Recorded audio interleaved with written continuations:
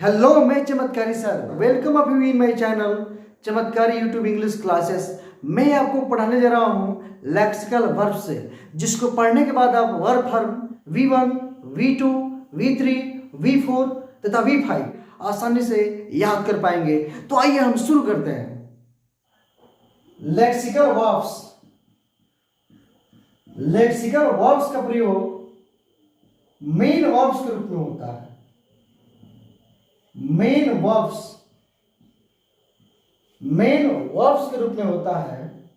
आई ईट mango एक sentence है। एक सेंटेंस है, हिंदी में इसे वाक्य कहा जाता है। इस सेंटेंस में इट मेन वर्ब है। He reads a book.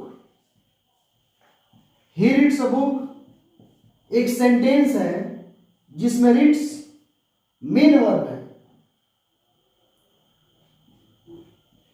You go to market. You go to market एक सेंटेंस है जिसमें गो मेन वर्ब है।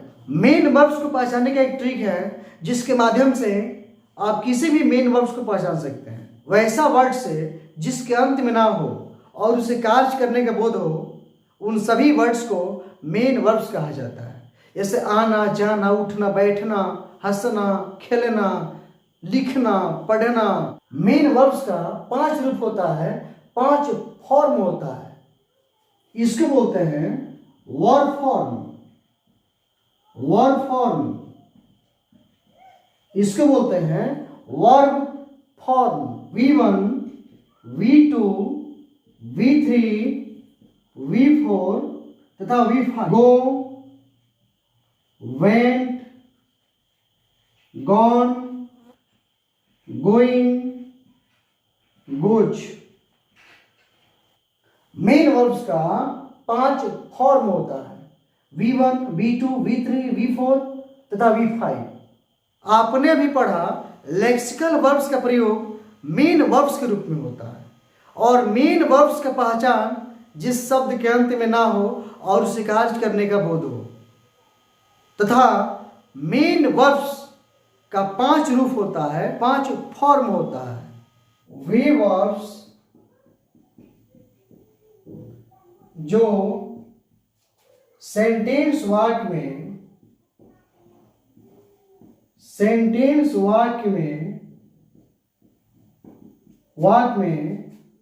वर्ब्स के रूप में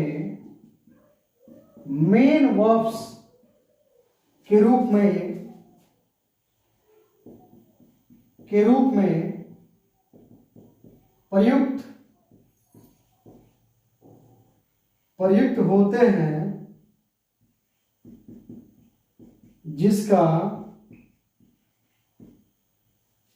जिसका प्रयोग use V1, V2, V3, V4 तथा V5 के रूप फॉर्म में होता है।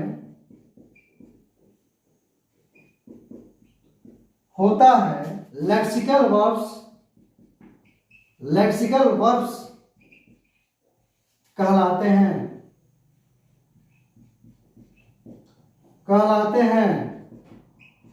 वे वर्ब्स जो सेंटेंस वाक्य में मेन वर्ब्स के रूप में प्रयुक्त होते हैं, जिसका प्रयोग V1, V2, V3, V4 तथा V5 के रूप फॉर्म में होता है, लेक्सिकल वर्ब्स कहलाते हैं। मेन वर्ब्स 2 प्रकार के होते हैं। एक में होता है ट्रांजिटिव वर्ब्स। दो में होता है intransitive verbs. Intransitive verb intransitive verbs, intransitive verbs. Transitive verbs और इंट्रांजिटिव वर्ब्स पढ़ने के पहले जानते हैं कि सब्जेक्ट क्या है और ऑब्जेक्ट क्या है। स्टार की सहायता से एस से होता है सब्जेक्ट और ओ से होता है ऑब्जेक्ट। ऑब्जेक्ट जो कार्य करता है वह सब्जेक्ट होता है और जिस पर होता है उसे ऑब्जेक्ट कहा जाता है। जो कार्य करता है वह सब्जेक्ट होता है और जिस पर होता है उसे ऑब्जेक्ट कहा जाता है। इसको समझने के लिए एक हम ट्रिक अपनाते हैं। जैसे एस, मुर्गी एस की तरह होती है और मुर्गी अंडा पर कार्य करती है, तो मुर्गी सब्जेक्ट है, मुर्गी सब्जेक्ट है। और अंडा गोल होता है, ओ की तरह होता है और अंडा पर मुर्गी कार्य करती है, अंडा पर कार्य होता है, तो अंडा ऑब्जेक्ट है। एस से सब्जेक्ट, सब्जेक्ट, सब्जेक्ट मीन्स मुर्गी कार्य करती है तो सब्जेक्ट है। ओ से ऑब्जेक्ट, ऑब्जेक्ट मीन्स अंडा, अंडा गोल है उस पर कार्य होता है। Ram reads a book, Ram reads a book एक सेंटेंस है जिसमें राम सब्जेक्ट है, अ बुक ऑब्जेक्ट है और reads main verb, main verb, main verb. अभी आपने देखा जो कार्य करता है वह सब्जेक्ट और जिस पर होता है वह ऑब्जेक्ट। इस वर्ब का प्रभाव ऑब्जेक्ट पर पड़ रहा है, ऑब्जेक्ट पर पड़ रहा है। इस मेन वर्ब को हम ट्रांजिटिव वर्ब कहते हैं, ट्रांजिटिव वर्ब कहेंगे। जब मेन वर्ब का प्रभाव ऑब्जेक्ट पर पड़ता है तब उस मेन वर्ब को ट्रांजिटिव वर्ब में होना समझा जाता है या माना जाता है। इन ट्रांजिटिव वर्ब्स को समझने के लिए एक सेंटेंस लेते हैं। द बेबी क्राइज एक सेंटेंस है जिसमें द बेबी सब्जेक्ट है और क्राइज मेन वर्ब है, मेन वर्ब है। और इस सेंटेंस में मेन वर्ब का प्रभाव सब्जेक्ट पर पड़ता है, मेन वर्ब का प्रभाव सब्जेक्ट पर पड़ता है, तब यह मेन वर्ब, तब यह मेन वर्ब इंट्रांजिटिव वर्ब कहलाता है, इंट्रांजिटिव वर्ब कहलाता है, इंट्रांजिटिव वर्ब कहलाता है।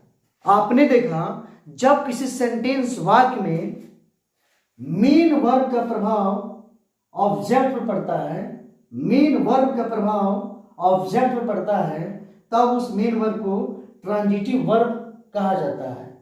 और जब किसी सेंटेंस वाक्य में, और जब किसी सेंटेंस वाक्य में मेन वर्ब का प्रभाव सब्जेक्ट पर पड़ता है तब उस मेन वर्ब को इंट्रांजिटिव वर्ब कहा जाता है। जब किसी सेंटेंस वाक्य में मेन वर्ब का प्रभाव ऑब्जेक्ट पर पड़ता है तब वह मेन वर्ब ट्रांजिटिव वर्ब कहलाता है।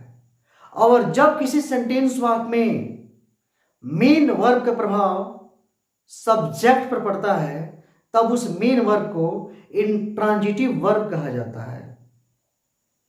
इस सेंटेंस वाक्य में मेन वर्ब ट्रांजिटिव वर्ब में है और इस सेंटेंस वाक्य में मेन वर्ब इंट्रांजिटिव वर्ब में है।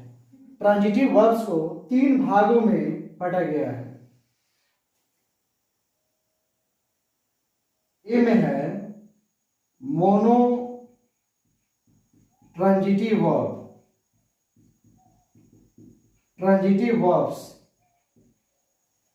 Mono transitive verbs. बी में है di transitive verbs, transitive verbs. और सी में है complex transitive verbs, transitive verbs, transitive verbs. I the mango, I the mango. इस सेंटेंस में ईट मेन वर्ब है, ईट मेन वर्ब है इट मेन वर्ब है तथा अ मैंगो ऑब्जेक्ट है, ऑब्जेक्ट है।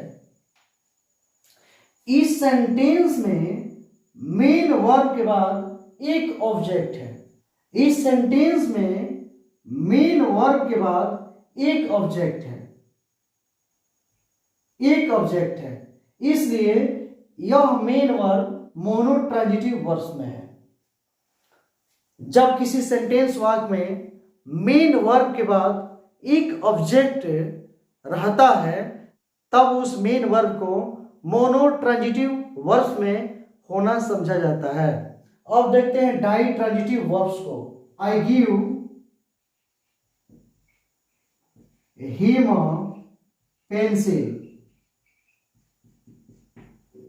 I give him a pencil. इस sentence में गिव मेन वर्ब है, गिव मेन वर्ब है। इस सेंटेंस में मेन वर्ब के बाद दो ऑब्जेक्ट्स हैं, हिम और अ पेंसिल, इसलिए यह मेन वर्ब डाइट्रांजिटिव वर्ब्स में है।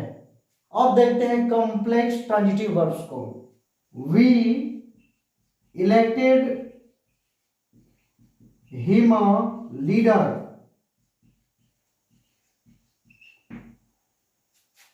We elected him a leader.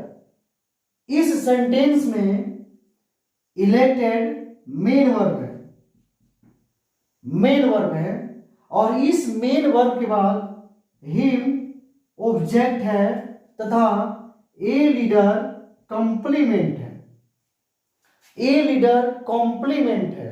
जब किसी सेंटेंस वाक्य में मेन वर्ब के बाद एक ऑब्जेक्ट और एक कॉम्प्लीमेंट रहता है तब उस सेंटेंस के मेन वर्ब को कॉम्प्लेक्स ट्रांजिटिव वर्ब्स में होना समझा जाता है। Monotransitive verbs. जब किसी सेंटेंस वाक्य में मेन वर्ब के बाद एक ऑब्जेक्ट रहता है तब उस मेन वर्ब को मोनोट्रांजिटिव वर्ब्स में होना समझा जाता है। जब किसी सेंटेंस वाक्य में मेन वर्ब के बाद दो ऑब्जेक्ट्स रहते हैं तब उस मेन वर्ब को डाइट्रांजिटिव वर्ब्स में होना समझा जाता है। जब किसी सेंटेंस वाक्य में मेन वर्ब के बाद एक ऑब्जेक्ट और एक कॉम्प्लीमेंट रहता है तब उस सेंटेंस के मेन वर्ब को कॉम्प्लेक्स ट्रांजिटिव वर्ब्स में होना समझा जाता है। इंट्रांजिटिव वर्ब्स का कोई प्रकार नहीं होता है। आप मेरे नेक्स्ट वीडियो वर्ब के पार्ट 3 में देखेंगे कॉम्प्लीमेंट, सब्जेक्ट और ऑब्जेक्ट में क्या अंतर है। अगर यह मेरा वीडियो अच्छा लगा हो तो लाइक करें, कमेंट करें, शेयर करें और सब्सक्राइब कर लें ताकि मेरा नेक्स्ट वीडियो आपके पास में अवश्य पहुंचे। Thanks for watching this video.